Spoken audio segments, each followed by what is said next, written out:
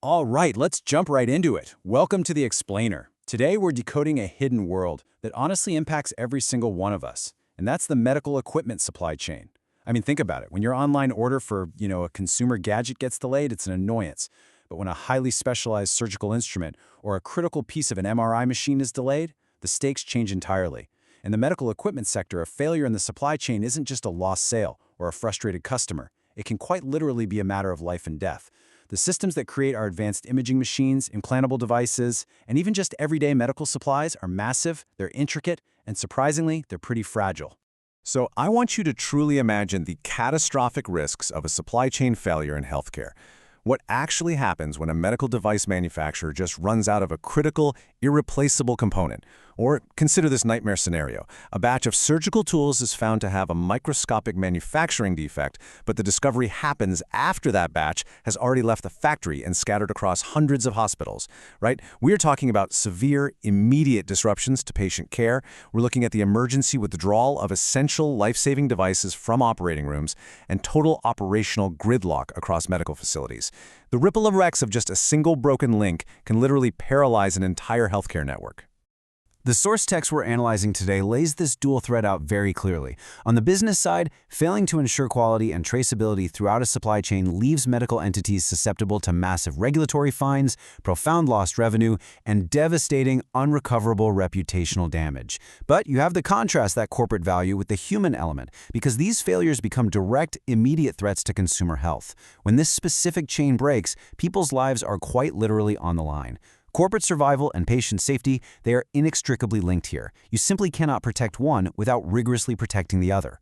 To prevent these kinds of disasters, the industry relies on a highly structured blueprint, specifically the SASB standards framework, which is now part of the IFRS Foundation.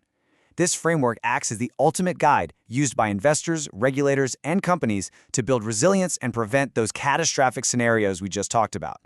We're going to unpack this sustainability accounting standard for the medical equipment and supplies sector, focusing entirely on how it mandates incredibly strict supply chain management. It outlines exactly what companies have to measure, monitor, and report to prove they're keeping their pipelines secure. Our journey today breaks down into 4 key areas. Number 1, audits and quality control. 2, tracing the distribution chain. 3, critical raw materials. And 4, strategies for resilience. Let's get started. Section 1. Audits and quality control. This is the foundation of manufacturing, where companies work to prevent defects right from the very start. The SASB standard breaks accountability down into 2 distinct layers. See, it's not enough for a company to simply monitor its own shiny, well-lit factories.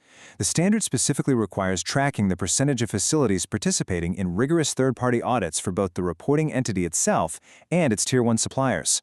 Now, Tier 1 suppliers are the external vendors that transact directly with the entity, the people making the vital subcomponents. The standard even notes that companies might focus this disclosure on suppliers that make up 90% or more of their total supplier spending.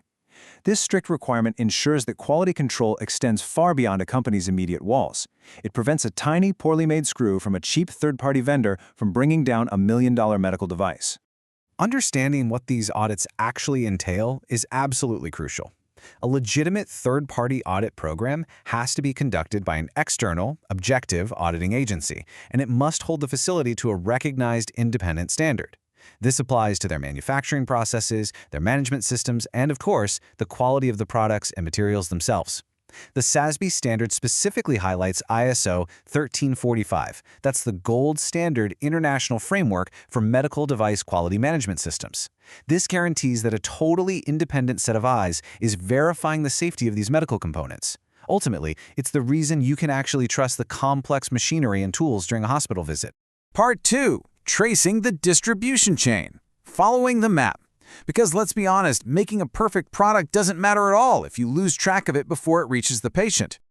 Traceability is basically the ability to track identifying information, things like production dates, exact factory locations, and processing histories, across an unbelievably vast global web. I mean, a single pacemaker might have parts sourced from 3 different continents before it's even assembled. The SASB standard requires companies to describe their efforts to maintain this traceability across 5 distinct stages. First, raw material sourcing. Second, actual production. Third, the final point of delivery at the healthcare provider's facility. Fourth, any retail and wholesale steps in between. And fifth, the incredibly complex transportation logistics connecting it all. We are talking about tens of thousands of miles and hundreds of global touchpoints for just a single device. So to manage this staggering amount of global tracking, the framework points to several key technological strategies. Companies utilize advanced barcode technology for rapid scanning at every single checkpoint. They also rely on rigorous chain of custody audits to document exactly who had control of the product at what time, which ensures no tampering occurred. Additionally, radio frequency identification, or RFID tagging, is a huge game changer here. It acts as a real-time tracking beacon for highly sensitive, temperature-dependent medical supplies. These aren't just basic IT tools. They're literally the modern logistics shields that stand between order and total chaos during that complex distribution journey. Part 3. Critical raw materials. These are the hidden vulnerabilities of the entire industry.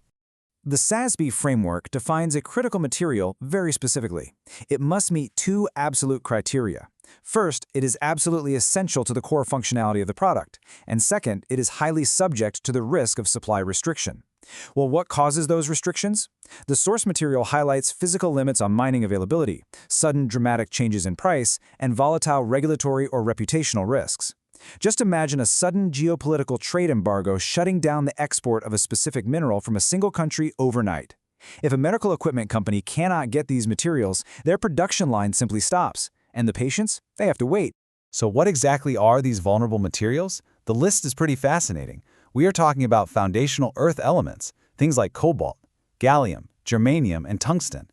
You also have the platinum group metals. And yes, that's similar to the precious metals found in your car's catalytic converter, meaning platinum, palladium, iridium, rhodium, ruthenium, and osmium. And finally, the rare earth elements, which encompass yttrium, scandium, and the lanthanides like cerium and neodymium.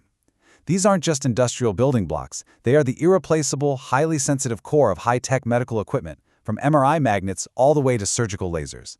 Finally, Section 4. Strategies for resilience.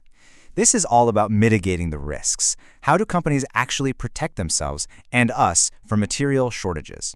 Well, the framework requires entities to detail exactly how they manage these significant supply risks. It outlines 4 actionable mitigation strategies. Number 1 is the diversification of suppliers, ensuring a company isn't entirely reliant on a single mine or a single geographic region for critical elements.